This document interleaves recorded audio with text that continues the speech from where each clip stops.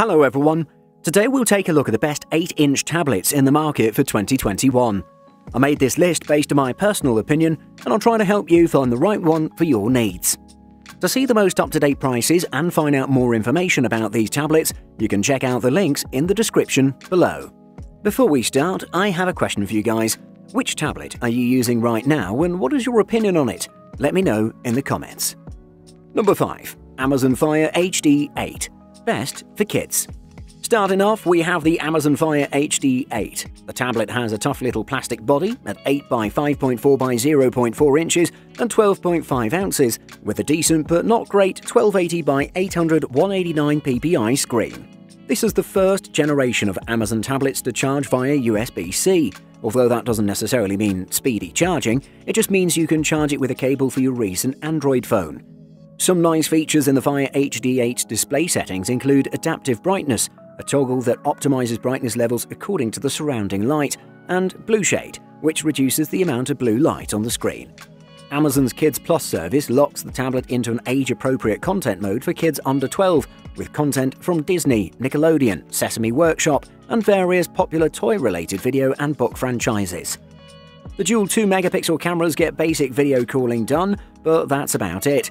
Expect photos in any sort of low light to be dim and indistinct, and noise and frame rates to really drop in inadequate lighting. But that's not a big deal for an inexpensive tablet. For years now, I've recommended Amazon's Fire line as my favorite affordable tablets. The current Fire HD 8 continues that legacy. Don't buy the 7-inch Fire, which has inadequate RAM. If you're getting a small Amazon tablet, the Fire HD 8 is a much better bet. Number 4. Lenovo Tab M8. Best budget tablet. Moving on, we have the Tab M8. I really do love this device's style. It's made from all metal, and it's also very thin. There's a camera bump on the back, and there are also 2 plastic bars that help in getting the signals because it can't penetrate metal. There's headphone jack on top and a slot for micro SD card on the left side. We get to see volume buttons and power buttons on the right side of this device. If you look closely, however, you can see pixels on the display, and I don't expect it to be as sharp as the displays on our phones, as this is a device in a budget category. It's a good screen though in a category of budget, and it's also bright enough to use outdoors, but not in direct sunlight. Gaming-wise, it's not doing so well. I've tested games like PUBG, where I played at low graphics, and it wasn't smooth either. The system works well for simple stuff in my opinion, and that's what makes me happy for a product I purchase in this price range. As far as battery life goes, in my test the results were quite interesting. I played a video on loop at minimum brightness and I find that the battery lasted for more than 23 hours, which is really nice for a device at this price range. Number 3. Samsung Galaxy Tab A8.4. Best for most people. Moving on, we have the A8.4. Samsung largely gets the build quality right here. The tab is slim at 7.95 by 4.93 by 0.28 inches and light at 10.93 ounces. There are power and volume buttons on the right side, a combo micro SD and SIM card slot on the left, a regular headphone jack on top, and a USB-C port and dual speakers on the bottom. The Galaxy Tab A8.4 runs Android 9.0 on a Samsung Exynos 7904 processor with 3 GB of RAM. The Samsung Tab 8.4 comes with 5000 mAh battery, which can run for about 10 to 12 hours if you keep the screen brightness at a reasonable level and don't tax the hardware too much. Performance-wise, this device is great for web browsing and video streaming. It isn't fast though, so things won't spring to life on you as you'd expect on a more powerful device. That said, video plays back fine, it looks great on the display, and the colours do look nice on the screen.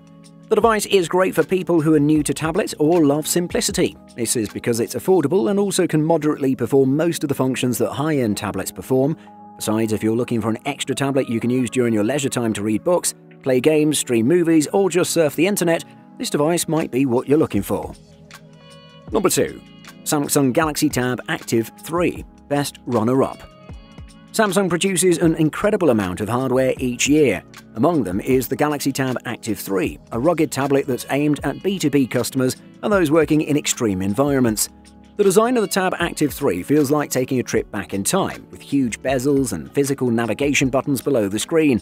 Both of these have long since been upgraded on consumer-focused tablets, but they make a lot of sense on a rugged device like this.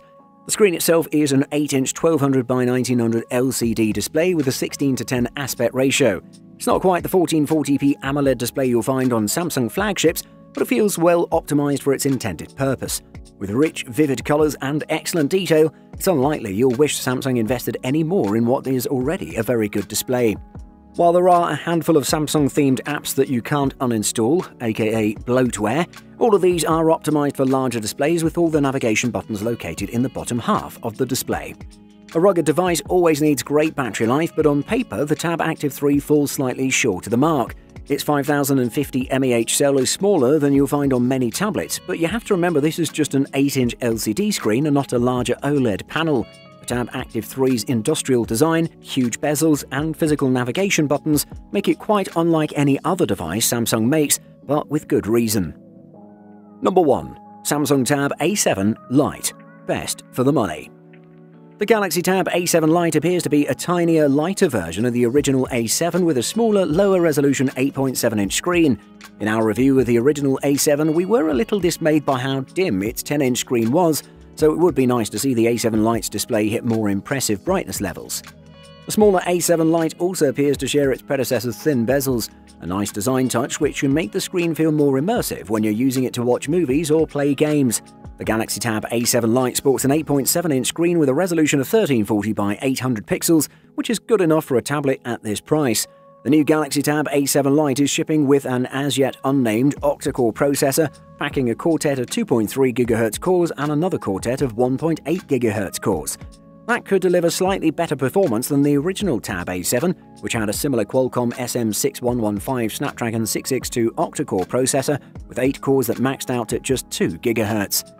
Samsung has yet to provide official estimates for how long the 5100 mAh battery in the Galaxy Tab A7 Lite will last under sustained use, so it's hard to say if it will live up to the epic 13+ hours of battery life that the original Tab A7 delivered. Overall, I can say that the A7 Lite is definitely one of the best 8-inch tablets in the market. Buying guide. Resolution. Most tablets are classified by resolution capacity rather than format size, and in cases of HD quality monitors, resolution can become an issue. The higher the resolution of the tablet, the bigger the screen size that can be supported by that model.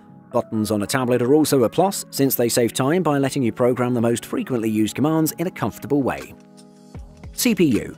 If RAM is the key to high performance, then a strong combination with a high-end processor is directly proportional to each other. As per your requirements, let's say if you're fond of reading books or journals, why go for a high-end product than just pick the normal one? It'll cost you less. If you're looking for a tablet that you can meet all your gaming requirements with, then go for the high-end product with a high-end processor. Size and weight. Tablets are designed to be mobile. Accordingly, the size and weight of any potential purchase must be considered. In some cases, you'll be holding the tablet for long stretches of time, so you don't want the device to be too heavy or cumbersome. The lighter, the better, but it shouldn't compromise durability in the event the tablet is dropped. The dimensions are also key measures, as they determine how the device fits in your hands. For example, a top-heavy, wide tablet may be difficult to hold in portrait mode.